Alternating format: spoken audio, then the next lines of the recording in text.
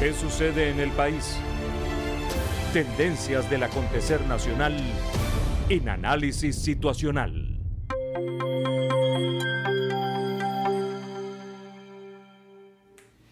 Recientemente, el presidente de la República Bolivariana de Venezuela, Nicolás Maduro, y el fiscal general de la República, Tarek William Saab, denunciaron la puesta en marcha de un plan de desestabilización política y emocional que incluía tentativas de magnicidio, conspiraciones, focos de violencia y saboteos contra los servicios públicos. Los procesos de desestabilización social utilizan técnicas avanzadas de guerra psicológica y se ejecutan a través de una sucesión de eventos extraordinarios que ocasionen conmoción pública, malestar social y preocupación colectiva. El reimpulso de esta estrategia de desestabilización tiene como objetivo cambiar la correlación de fuerzas electorales que hoy favorece la reelección del presidente Maduro, mediante la creación de un clima de angustia, incertidumbre y desprotección que promueva el voto neurótico. Con base en los estudios cualitativos realizados por Interlaces, podemos identificar dos grandes bloques socioemocionales antagónicos que van a repolarizar a la sociedad venezolana durante las venideras elecciones presidenciales.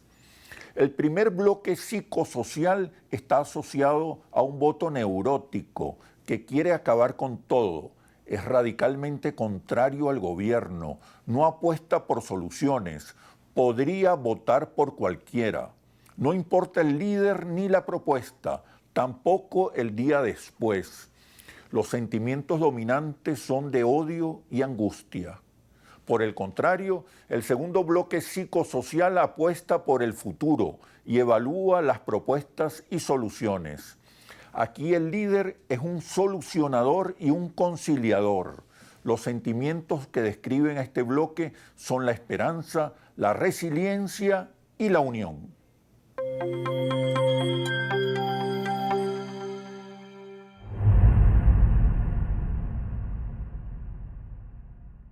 Bienvenidos a Análisis Situacional. Recuerde, no basta con estar informado, es necesario, es imprescindible un análisis a fondo, inteligente, plural, acerca de la situación. Hoy nos acompaña Antonio Ecarri, nació en Valencia, es abogado egresado de la Universidad de Carabobo, con posgrado en Derecho Financiero y Tributario en la UCAP. Ha sido profesor universitario, fue candidato a la Asamblea Nacional en el 2010 y 2 veces candidato a la Alcaldía de Caracas en el 2012 y 2021, fundador y presidente de la Casa Arturo Uslar Pietri. Es el candidato presidencial de la Alianza El Lápiz, pero también de Avanzada Progresista, Cambiemos, Movimiento Ecológico y MIN Unidad. Bienvenido, Antonio. Muy grato tenerte por acá. Gracias. Recordaba, antes de entrar al estudio, que contigo hicimos el primer programa de análisis situacional. Así es. Con el muy recordado José Rafael Revenga y con Alba. Y con Alba. Y lo hicimos en la biblioteca de la Casa Arturo Uslar Pietri. Sí, un escenario hermoso. Espectacular, porque además esa casa junta a 3 grandes venezolanos. A Arturo Uslar, a Carlos Raúl Villanueva, que la diseñó, y esa biblioteca que está allá por Francisco Narváez. ¿No? Todavía está. Sí, claro, absolutamente. La Casa Arturo Uslar Pietri. Bueno, que sea esto una oportunidad para agradecerte nuevamente toda la colaboración que nos diste. No, al revés. Cuando Además, arrancamos. No, y no solamente eso, y toda la colaboración que tú has dado siempre en el análisis. Y yo creo que recordar a Uslar también es analizar al país, es conocer mucho más a Venezuela y sobre todo de esta etapa que él la supo predecir. Sí. Bueno, de eso se trata este programa, saltarnos sobre esa tendencia a veces muy farandulera del análisis y la comprensión de lo que nos ocurre. Y muy superficial, ¿no? Se trata aquí de analizar, de profundizar, de manera plural. Vamos a poner la lupa hoy y al madura. asunto. Mira, ahora eres candidato presidencial. Eres el candidato con más apoyo partidista, el candidato opositor con más apoyo partidista. Son varias las organizaciones que te respaldan. ¿Por qué quieres ser presidente? Yo quiero liderar la resurrección de Venezuela. Para mí, Venezuela, como lo predijo Arturo Uslar, luego de pasar años emborrachada en la renta petrolera, comprometida su economía en la renta petrolera, dependiendo absoluto de la renta petrolera, pues bueno, entre la corrupción, el mal manejo de la industria petrolera y luego las sanciones, pues estalló la industria petrolera, que era lo que producía el 97% de las divisas, de los dólares que entraban a Venezuela. Ahora, cuando eso se viene abajo, cuando se explota la industria petrolera, cuando se apaga la industria, eso comienza a ser un tsunami social, un país de zombies.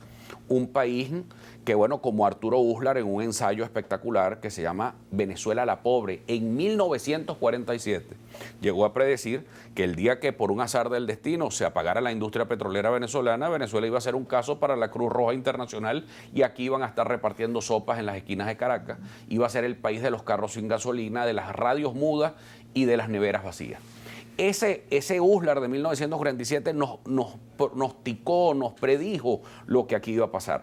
Entonces, esa Venezuela que se acaba, que nos tocó vivir el trauma de ese estado que se viene abajo, pues bueno, ahora le toca resurgir, como en otras etapas de su historia. Ahora es la Venezuela pospetrolera, con una nueva cultura, con un nuevo venezolano, con mucho sufrimiento, muchísimo, con mucho padecer, con las cosas diarias que aquí pasan, pero definitivamente yo estoy convencido de que está comenzando una nueva época en Venezuela. Y esa nueva época tiene que ser con actores distintos, con rostros distintos del conflicto. Entonces, por eso estamos aquí y estamos representando una fuerza distinta a los que quieren precisamente invisibilizar esa Venezuela y mantener un conflicto artificial y mantener una cosa que ya no existe. Es decir, existe una nueva Venezuela, Oscar. La Venezuela que se levanta temprano, que tiene su propio emprendimiento, que tiene su propio negocio, que no depende del Estado, que es mucho más creyente desde el punto de vista hasta religioso. Ese venezolano que todos los días lo que quieren es que lo dejen hacer, que lo dejen trabajar y, por supuesto, tener unos servicios públicos mínimos que funcionen para que él pueda echar para adelante.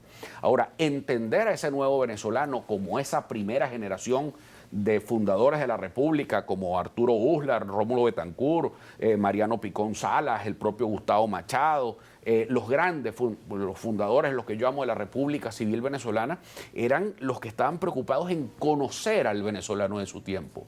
Que en su momento, bueno, Andrés Eloy Blanco llegó a catalogarlo como Juan Bimba.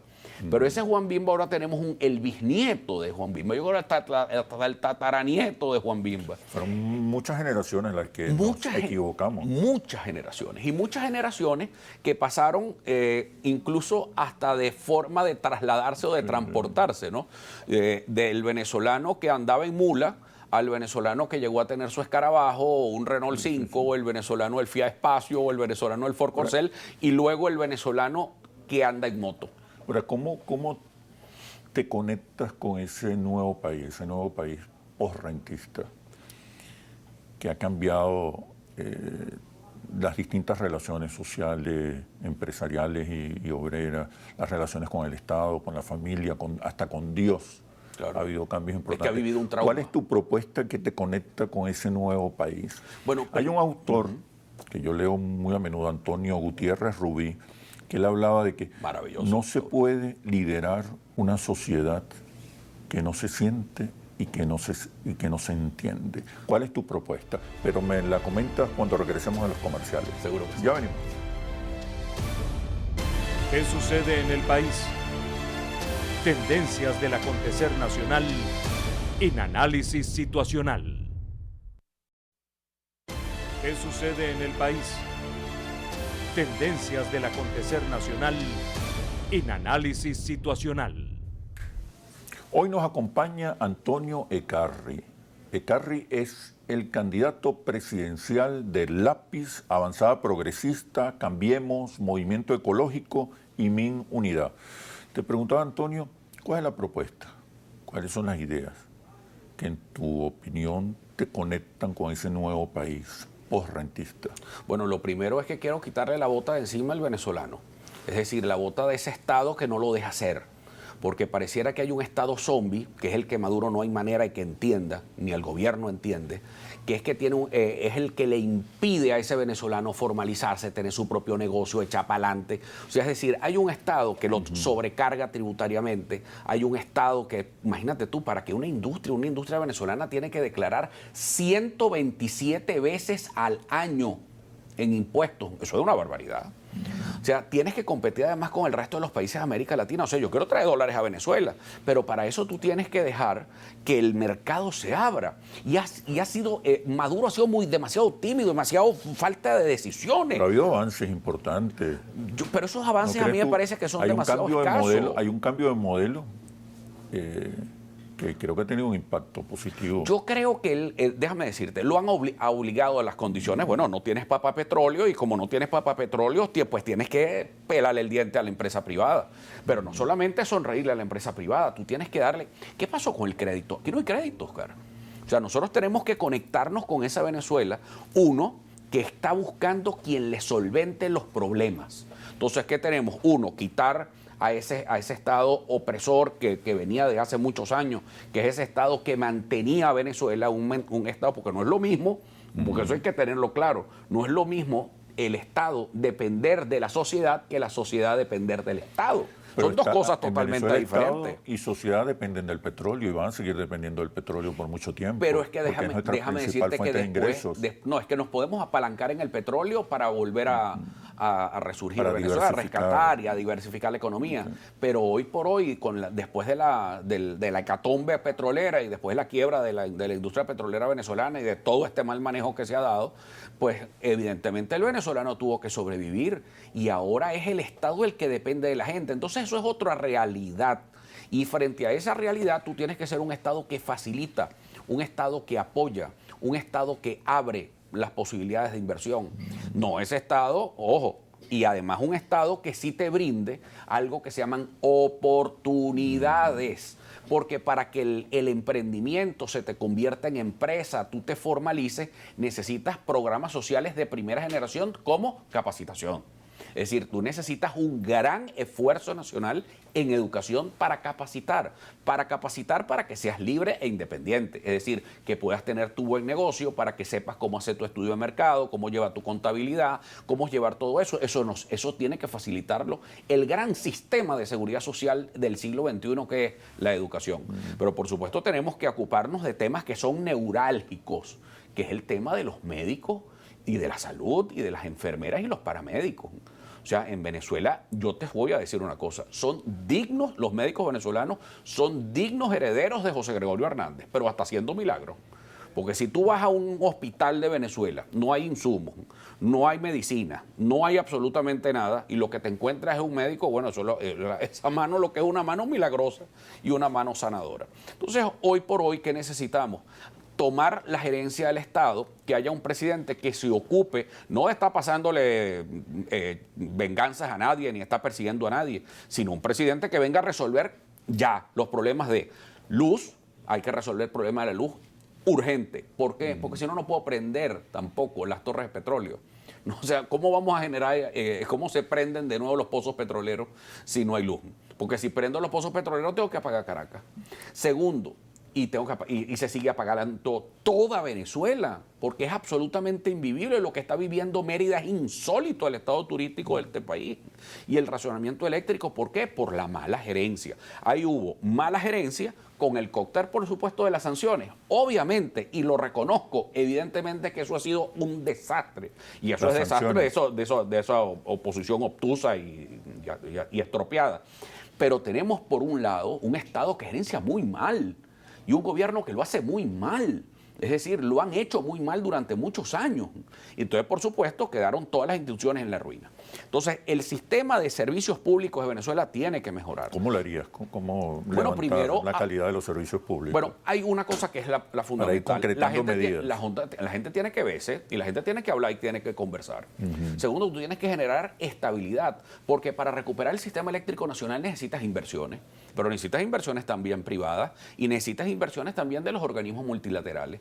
¿Qué quiero yo? Ganar las elecciones, ganar por votos, ganar con una mayoría popular que me ayude a gobernar y a estabilizar el país, tener un diálogo entre todas las instituciones y suscribir unos grandes acuerdos nacionales, no sobre temas de reparto burocrático, como esas cosas que se reúnen en una isla del Caribe y nadie sabe lo que discuten y después no saben si la línea A ni la línea Z. No, aquí, a plena luz del día, con las luces prendidas, las cámaras prendidas y que lleguemos a acuerdos. Uno, estabilidad. Necesitamos una ley que impulse, porque eso hay que trabajarlo junto con la Asamblea, las inversiones en el sector eléctrico nacional. Yo necesito repotenciar Guri, yo necesito repotenciar Macagua 2, yo necesito repotenciar todas las... privatización de las empresas estratégicas. Necesito cuanto antes inversiones estratégicas en áreas de empresas básicas. ¿Y de dónde voy a sacar el dinero? Si PDVSA está quebrada. Bueno, tengo que buscar capital mixtas, privado. Entonces. Sí, puede ser un modelo de empresas mixtas, perfectamente, donde el Estado está ahí. Yo creo en el Estado. Ojo, yo te voy a decir una cosa. Yo soy un liberal. Yo creo en una economía libre. Y para mí hay que generar libre mercado en Venezuela. Eso sí, con un Estado que exista, que genere oportunidades, porque si no, nunca va a haber libre competencia, porque lo que no puede ser es sustituir un socialismo primitivo y fracasado por una sociedad de élites excluyentes. Eso no. Tiene que haber algo donde tienes un Estado que te garantiza que las cosas mínimas, te garantiza educación para que te capacites. Pues si no hay capacitación y no hay educación, no va a haber libre competencia. Porque si tú estudias en un colegio privado, tú tienes capacidades. ¿Y qué pasa con los niños que tengo en Los Hornos, allá en Palo Negro, en Maracay, o en cualquier sector rural del sur de Aragua, cuando los tengo en Calabozo, o los niños que tengo ahorita en Pariaguán, en un proyecto de la Casa del Lápiz, ahí en Guárico? ¿Qué hago con esos niños? ¿Cómo los atiendo? ¿Cómo hago que esos niños tengan igualdad de oportunidades que los que están en el este de Caracas, en Chacao, en Baruta o en Latillo? Entonces ahí es donde el país tiene que dar oportunidades nuevamente para capacitarte para que puedas tener tu negocio. Pero para eso tengo que darte libre mercado, o sea, es decir, te quito la bota, te disminuyo la burocracia, te quito los impuestos de encima, te doy una cantidad de beneficios, te tengo que abrir al sector financiero, tengo que darte además una moneda fuerte. Aquí un gran error que se ha cometido en todos estos años es frenar la dolarización. ¿Por qué? Porque la dolarización venía, primero le pasabas por encima las sanciones y lo que vimos en el 2021 eso se ve por resultados. A Ecuador no le ha ido mal con la dolarización. Y es que no es que pierdes la soberanía, no, esa no es la falda de Yolanda Moreno. Eso la verdad es que es una moneda donde la gente pueda transar. Una de las cosas más graves y uno de los decretos. Unas relaciones de dependencia con Estados Unidos muy fuertes. En lo absoluto, Oscar, porque el dólar dejó de ser solamente la moneda americana. El dólar es la moneda de transacción mundial. Vamos más bien hacia una economía global que diversifica el uso de diferentes monedas. Pero es que yo no me ataría nada más al dólar. Tendría que la gente pueda pagar. Si quieres pagar en yuanes, paga en yuanes. Si quieres pagar en yen, puedes pagar en yen. Todas esas ideas, levantar los servicios públicos, énfasis en la educación, etcétera, requieren de recursos. Eso es fundamental. Cuantiosos. ¿Cómo encontrar esos recursos? ¿Dónde buscar esos recursos? Pero por favor me respondes cuando regresemos a los comerciales. Te lo cuento. Ya venimos. ¿Qué sucede en el país? Tendencias del acontecer nacional en Análisis Situacional.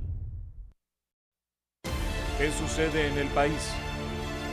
Tendencias del acontecer nacional en Análisis Situacional. Nos acompaña Antonio Ecarri, candidato presidencial por la Alianza del Lápiz, Avanzada Progresista, Cambiemos, Movimiento Ecológico y MIN Unidad. ¿De dónde sacar los recursos, Antonio, para asegurar, garantizar que todos esos planes se lleven a cabo? Mira, lo primero que tenemos que hacer es lograr unas elecciones. Esas elecciones que van a venir el 28 de julio es una rendija de la democracia. Pasar esas elecciones del 28 de julio, lograr además una transición pacífica. ¿Qué les digo? Pero ¿de dónde vas a sacar la plata? No, de ahí. Y déjenme explicarle por qué. Porque un país en conflicto, ¿quién va a traer plata o quién va a traer dólares para un país peleando? No. Aquí no se trata de conflicto. Aquí se trata de iniciar la nueva época de Venezuela. Esa nueva época tiene que haber entendimiento, reconocimiento del otro. Yo sé que existe, pues está ahí. ¿Cómo no lo voy a ver? Pero bueno, lo he visto en Libertador tantos años, la verdad. Pero a todos los grupos políticos hay que reconocerlo, porque de eso se trata la democracia, que tú existas, que yo exista y todo el mundo existe. Eso es fundamental. Pero lo segundo, yo tengo que repotenciar la industria petrolera, sin duda alguna, y de esto no me estoy contradiciendo con lo que dije al principio. ¿Por qué? Porque para que tengamos una buena economía, yo tengo que utilizarlo, la renta petrolera, para potenciar una economía no dependiente, abierta, pero para eso también tengo que capacitar. Entonces, ¿de dónde vienen los recursos? Uno, hay recursos urgentes que se pueden utilizar. Luego de estas elecciones y, por supuesto, de un lobby internacional muy fuerte, un lobby internacional de paz que haga que Venezuela vuelva a recibir los recursos que tenemos, por ejemplo, en organismos multilaterales como el Banco Mundial, y hay proyectos extraordinarios donde podemos desarrollar temas de servicios públicos y donde puede haber una fuerte inversión en servicios públicos para recuperar el tema de la luz, que es un tema que nos desespera a todos, y el tema, por ejemplo, del agua, del gas. O sea, son cosas importantísimas. Segundo, los temas que tienen que ver con los programas asistenciales, que son importantísimos, Oscar. El tema de los comedores escolares, que para mí ya son más que comedores, porque yo necesito que la gente coma en Venezuela. O sea, eso es demasiado importante, que coma bien. Entonces, eso es una de las medidas de emergencia que tiene que tomar el nuevo gobierno. Para todo ese paquete donde vienen recursos de los multilaterales, pero que tengo que repotenciar la industria petrolera para que a corto plazo, mira, hay unos pozos que llaman pozos maduros, que son los pozos que son pozos que con una mínima inversión se pueden reactivar. Y por eso llamar a todo tipo de industria. Yo no voy a estar con eso, ¿no? Que como cambió gobierno, entonces ahora cambio de socios, entonces no me gusta fulano y sí me gusta sutano. No. Para mí China, Estados Unidos, Europa, los rusos, a mí me importa tres pepinos, como a Venezuela siempre nunca le importó. ¿Cuáles eran sus socios para recuperar la industria? Necesitamos capital de todas partes para recuperar nuestra industria, porque yo lo que necesito es que mis niños coman. Yo necesito recuperar las pensiones. Ahora, ¿cómo hago? Eso lo hago recuperando la producción petrolera. Pero también tenemos un problema muy serio porque tenemos una deuda en default. O sea, tenemos unos problemas gravísimos con los bonos internacionales de la República y con los bonos de PDVSA. Es decir, tenemos que reconsiderar, tenemos que buscar un refinanciamiento completo de la deuda venezolana.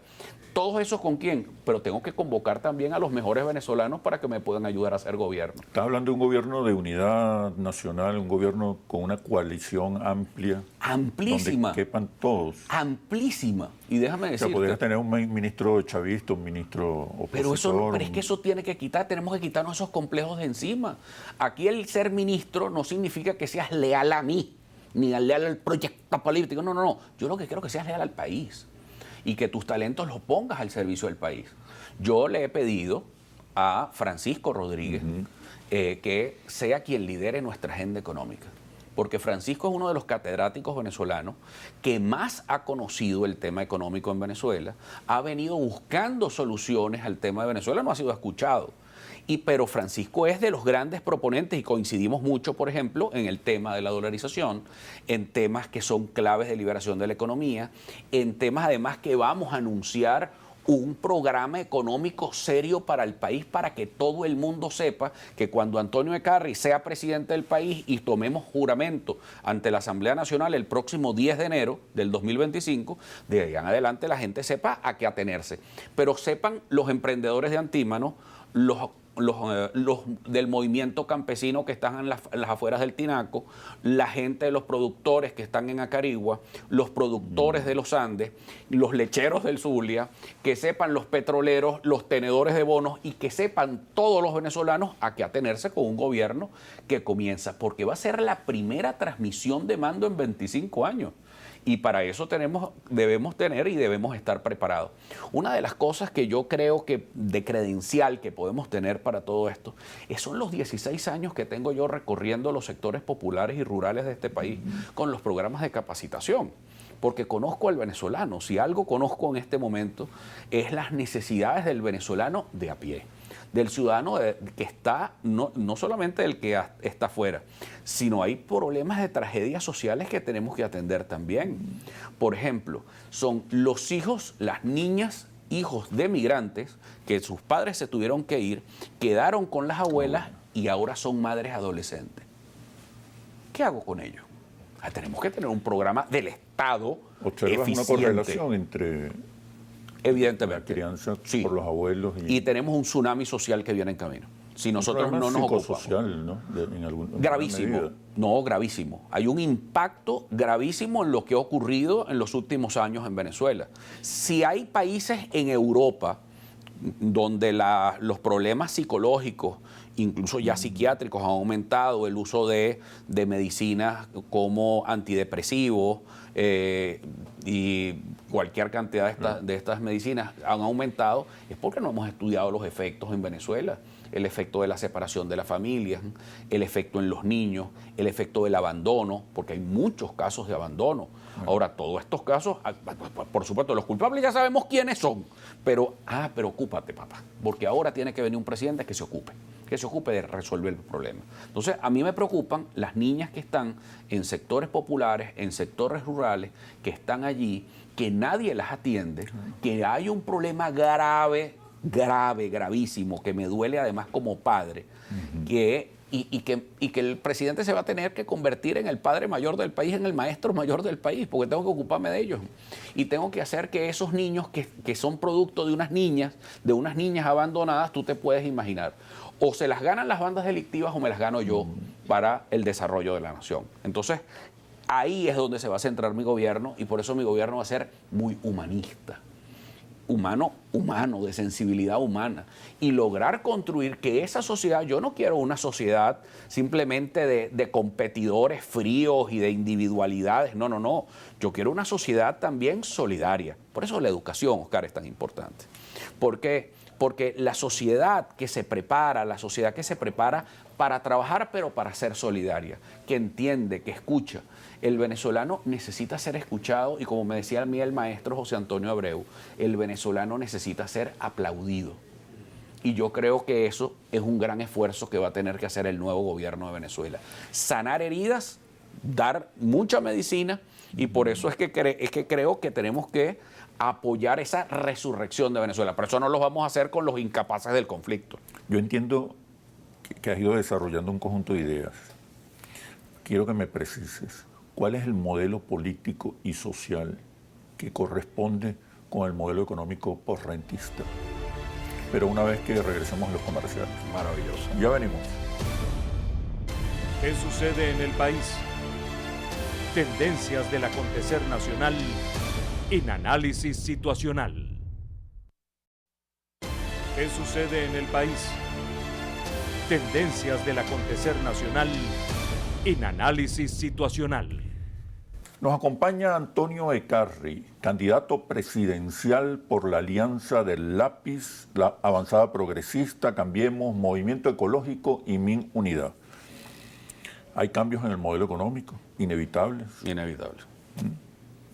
Que nos obligan también a pensar en los cambios que necesita el modelo político y social venezolano. ¿Cuál es el modelo político y social que corresponde con este nuevo modelo económico? Para ir centrándonos en ideas claves. Te puedo arrancar por un punto fundamental. Venezuela necesita de sensatez. Es decir, el gran modelo de este país es el modelo de la sensatez. Y el modelo de la sensatez, ¿qué quiere decir? Bueno, que tenemos que bajarle 2 al conflicto. La segunda es que todos nos escuchemos como modelo político. Tiene que haber un gran modelo descentralizador. Una de las cosas que nosotros hemos planteado durante esta campaña, y le he dado autorización a la coalición que represento, a que sea una gran coalición plural y que nos abramos a todos los factores. Es decir, no solamente a factores políticos, etcétera, no solamente a los liderazgos populares, sino que vayamos más allá. Yo quiero de una vez abrir la maqueta nacional para candidatos a concejales, alcaldes, diputados regionales, gobernadores, a todos, porque tenemos que salir a renovar el país entre todos. Esto no se trata de un quítate tú para ponerme yo, tampoco se trata el que sea el que venda. No, ya va, un momentico, porque yo estoy escuchando que cualquiera puede ser mejor que esto desde que se fue Carlos Andrés Pérez. O sea, es decir, nosotros tenemos que ponerle seriedad a esto y mucha sensatez. ¿Por qué? Porque venimos de 25 años muy duros, yo diría que 50, Oscar, ni siquiera 25, Yo te daría que son 50 años muy duros para el país, porque no es lo mismo la Venezuela de los 70 a la Venezuela de hoy. Y todo lo que hemos venido viendo, que es que el avión viene bajando y no hay manera, y viene bajando y no hay manera de que pare. O sea, que seguimos y seguimos hacia abajo. No. Es el momento de decir, ya va un momentico. En vez de la película aquella, ¿dónde está el piloto?, es vamos a cambiar el piloto. Yo creo que a Maduro le hace falta irse un ratico de oposición y al PSUV le hace falta un buen rato de oposición, y a esos sectores que vienen con una chequera y con una venganza, eso no se puede. No, ya va, un momentico, eso no es tiempo para acá. Porque no es quítate tú para poner yo, para venir con la pelea, para pasarle factura a fulano. No. Los rostros del conflicto me hacen el favor y se me pasan. Ya, para un lado y para otro, ya.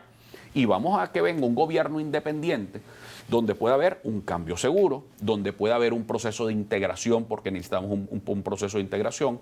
A mí no me va a temblar el pulso de sentarme con el presidente Petro para mejorar las condiciones del comercio binacional, no me va a temblar el pulso para reunirme con el presidente de los Estados Unidos, no me va a temblar el pulso para reunirme con la Unión Europea. Además tenemos unas excelentes relaciones con el presidente Sánchez y que él además está llevando, el presidente Sánchez de España, y está llevando la presidencia de la Unión Europea, pero también con China y también con Rusia y también con la India, que tiene unos proyectos espectaculares como Bangalore, que tiene. Bangalore es una ciudad que desde la extrema pobreza ahora es una de las ciudades más modernas del mundo y con el mayor crecimiento tecnológico.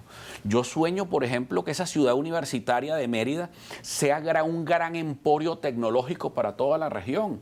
No solamente los desarrollos turísticos, pero también el desarrollo tecnológico y de la innovación y el talento que hay en esas ciudades universitarias, que ya no pueden estar ahí abandonadas, sino que tenemos que pensar en ese país del siglo XXI que te invitas a soñar, porque los venezolanos nos convertimos en un país de sueños frustrados. Eso no puede continuar. Guzmán Blanco hizo un tren en 5 años. En 5 años, Oscar, en el siglo XIX. Aquí no es posible que nosotros no tengamos un tren que conecte, que tú te montes en un tren y en una media hora estés en Valencia. Pero bueno, pero si eso ya pasa en otros países donde pasó hasta guerras mundiales y guerras civiles como España. Ahora, si esos países, hay películas que he estado viendo, y bueno, y tú sabes que soy muy curioso con el tema histórico, el tema de la guerra entre el norte y el sur en los Estados Unidos. Nadie se podía imaginar que Estados Unidos se iba a convertir en la potencia que se convirtió cuando tú tenías por lo menos a Richmond en Virginia, tenías un estado, una ciudad completamente destruida, o el caso de Berlín. Bueno, pero y luego se convirtieron en potencia. Yo creo en eso. Yo creo que Venezuela se puede convertir, y de nuevo, que los venezolanos seamos tan ricos como es nuestro suelo. Decimos entonces que el nuevo modelo económico porrentista le corresponde a un modelo social, político. Claro, tiene que venir un modelo estatal, político, social, económico, ojo, que se corresponda. Ojo, que se corresponda ahora con las realidades, porque es que el fenómeno de la tecnología que nos está arropando a todos y de la ciencia es increíble. Entonces yo no te puedo venir aquí a decirte, el modelo es el socialista. No, pero eso sí es el siglo XIX. Ahora, a todo esto se corresponde un nuevo liderazgo. Tú recientemente hablabas de que hay una crisis de liderazgo muy en profunda. Venezuela. Además, tú formas parte de una generación que emergió al margen del punto fijismo, que emergió y que era percibida como la generación de relevo ideal. Después incluso hubo otra generación mucho más joven que fracasó y también fue presentada como una promesa de renovación y eficiencia. ¿Qué pasa con el liderazgo venezolano? ¿Qué pasa? Bueno, ¿cuál es ese liderazgo que requiere el país para adelantar todas las cosas que tú dices? La regeneración de Venezuela no se puede dar desde un estanque de agua podrida. Lo primero que tiene que hacer este país es que el liderazgo tiene que formarse. O sea, ¿y qué pasó con este liderazgo que emergía como alternativa? Bueno, yo del creo que tú formas un liderazgo, parte en alguna medida. Bueno, es que ese liderazgo es un liderazgo muy superficial, Oscar. ¿Qué pasó uno allí? se quedó mudo. Bueno, yo a veces ¿Por qué fracasaron? Mi esposa María Luisa me decía, ves que todos tus amigos son como muy viejos, y de verdad mis amigos han venido muriendo. O sea, Rafael Revenga, Simón Alberto Consalvi, o sea, personas a quien yo he tenido un afecto inmenso. Muy talentosas, sí. Pero, bueno, ¿y qué pasó con mi generación? Bueno, yo creo que pasó que el esnovismo producto de la Venezuela petrolera y del Estado petrolero produjo una clase media también muy ignorante, Oscar, en materia de conocer el país, de conocer su origen. Podían haber tenido títulos universitarios y títulos de Harvard, pero se olvidaron que existía un país de excluidos y se olvidaron de la historia de Venezuela. Tú tienes que conocer aquí, porque muchos de los problemas que hoy tenemos son originados de la propia guerra de independencia. ¿Por qué? Bueno, porque Venezuela fue una guerra entre cabildos. Porque al final éramos esa nueva España, pero que al final era una guerra entre cabildos. Y a Venezuela le costó 20 años su independencia cuando al lado, en la Nueva Granada, que fue Colombia, por un invento nuestro de los venezolanos, bueno, le costó 2 batallas. O a Chile que le costaron 3, o al Perú que le costaron 4, pero a Venezuela le costaron 20 años. Oscar, a Bolívar le fue más fácil liberar la Nueva Granada que Venezuela. Ahora, no conocer esa realidad que vivimos durante el siglo XIX, no abordar con la seriedad y la reflexión que significa el fenómeno más importante de toda nuestra historia, que es el petróleo y la llegada del petróleo, de cómo nos cambió de esa sociedad rural, cómo entender el proceso que hubo mientras fuimos a España, luego que hemos sido república, este proceso republicano, la llegada del petróleo, los cambios. Y dice, bueno, pero es que Carrie está anclado a la historia. No, es que tú no puedes saber dónde estás si no sabes de dónde vienes. Y yo creo que ese es el gran fracaso de esa generación. Tampoco aquí en Venezuela para repensar nuestra historia, para diagnosticar acertadamente nuestro presente, para replantear nuestro futuro. ¿Qué pasa? Que el país de alguna manera está de espaldas a la reflexión, al análisis. Los políticos prefieren invertir en cachuchas y franelas que en formación para sus militantes. ¿Qué está pasando? No, bueno, yo creo nos que olvidamos es mucho más allá. de una tarea fundamental que es repensar el país. Pero me responde cuando regresemos a los comerciales. Ya venimos. ¿Qué sucede en el país? Tendencias del acontecer nacional en análisis situacional. ¿Qué sucede en el país? Tendencias del acontecer nacional en análisis situacional. Nos acompaña Antonio Ecarri, candidato presidencial del Lápiz, Avanzada Progresista, Cambiemos, Movimiento Ecológico y MIN Unidad. Y cuidado que vienen algunos más. Eres el candidato opositor con más respaldos partidistas. Así es una gran coalición que hemos hecho, muy plural, muy abierta. Ahí hay gente de centro izquierda, gente de centro derecha, hay gente de todo. Lo que sí hay que es mucha sensatez. Ajá. Te quedaba la pregunta en el bloque anterior acerca de la necesidad de repensar el país. ¿Por qué los venezolanos poco invertimos, poco tiempo le dedicamos, poco esfuerzo le dedicamos a repensar el país? Un país que ha cambiado tanto, sobre todo en los últimos 50 años. ¿Qué pasa? Bueno, no solamente que es que no se invirtió, es que no se repensó, no se pensó, no se reflexionó, y por eso estamos donde estamos hoy. Y yo tengo, por una parte, pues mucho pesimismo, porque evidentemente venimos de una debacle, y esa debacle completa se llevó todo. Era como un gran tsunami, y tú ves como un tsunami de lodo que se lleva todo por delante, y por eso esa carencia de liderazgo que hay, porque nadie puede liderar algo que no conoce, que no siente, y que no descubre. Entonces creo que eso faltó. Ahora, tú ves que en medio de la oscuridad surgió una generación de luces espectaculares. Este es el país de Mariano Picón Salas, de Mario Briceño Iragorri, es el país de Arturo Uslar, de Luis Beltrán, Prieto Figueroa, es el país del propio Betancourt, de Caldera, de Jóbito, de los hermanos Machado, el país de Teodoro, el país José Vicente. O sea, tú tienes un país. Puedes incluir a Hugo Chávez. Y puedo incluir, mira, pero es que además, claro, pero es que Hugo Chávez es un fenómeno que viene a consecuencia de todo lo que se había vivido. Con mis diferencias, porque yo nunca fui chavista, pero la verdad es que tengo que reconocerlo también. Y todo este proceso ha sido un proceso demasiado complicado. Pero buscarle análisis y reflexión hoy, te voy a decir que los que más se me acercan son jóvenes. Y es increíble.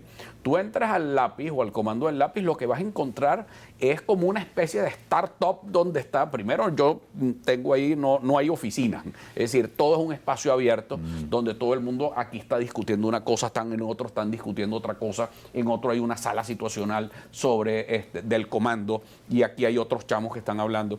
Pero lo que me está gustando y lo que veía ayer en la tarde, estaba tan feliz, Oscar, viendo a los chamos interesados buscando una explicación.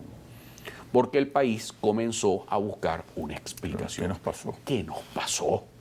Pues, ¿qué pasó? Que, imagínate tú que me contaba en estos días Carlos Gibson, que es un líder importante en Ciudad Guayana, me hablaba que en los centros comerciales los barrenderos pasan a veces porque la gente que viene a llegar oro trae oro en los zapatos.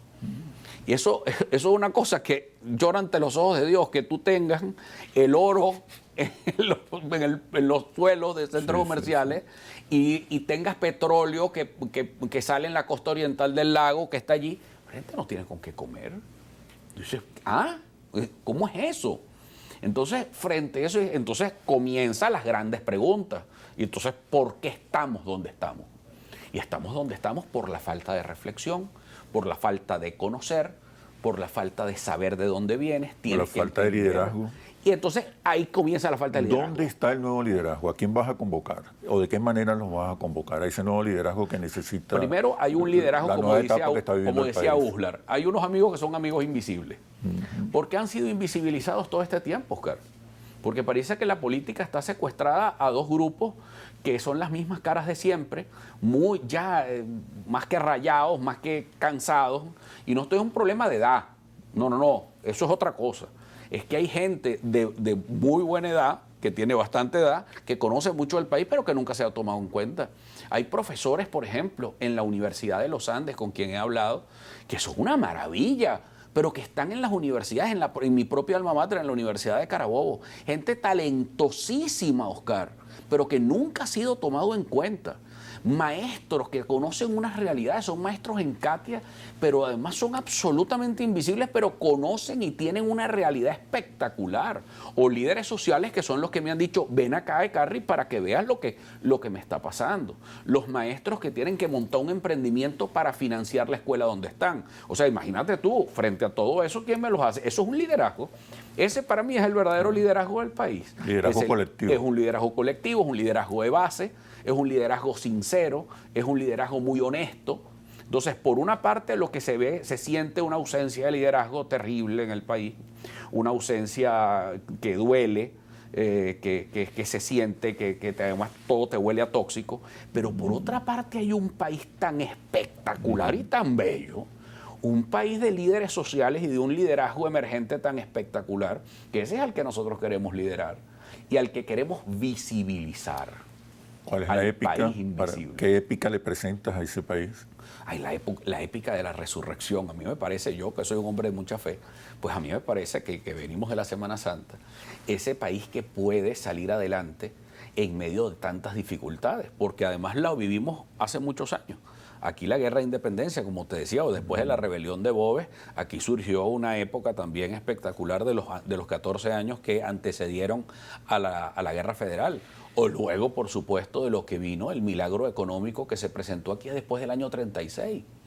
Después de muchos años de dictadura gomecista, aquí López Contreras convocó a jóvenes venezolanos como Alberto Adriani, y ese plan económico de Adriani, aquí hubo entre 1936 y 1974, así como te digo que venimos 50 años así, aquí tuvimos entre el 36 y el 74, tuvimos un país que iba así, donde la persona que antes iba en mula, ahora iba en un Volkswagen Escarabajo, o tenía un Ford Cortina, o tuvo un Ford Corcel, o tuvo... Era que ibas evolucionando, tenías tu apartamento, ya no tenías una chocita, ya tenías un apartamento en Caricuao.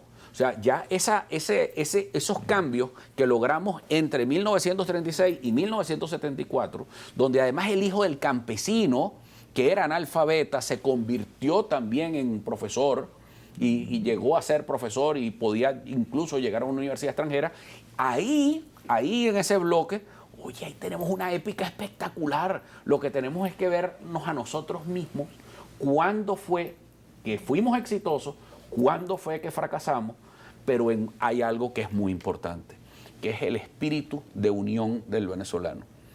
O sea, la resurrección va de la mano de la unión de todos, del entendimiento entre todos, del reconocimiento entre todos.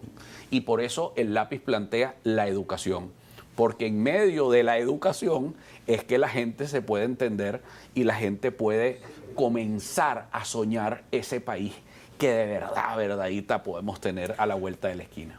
Bueno, Antonio, muchísimas gracias por este análisis situacional. Creo que logramos una reflexión a fondo sobre los retos y expectativas que tiene el país actualmente.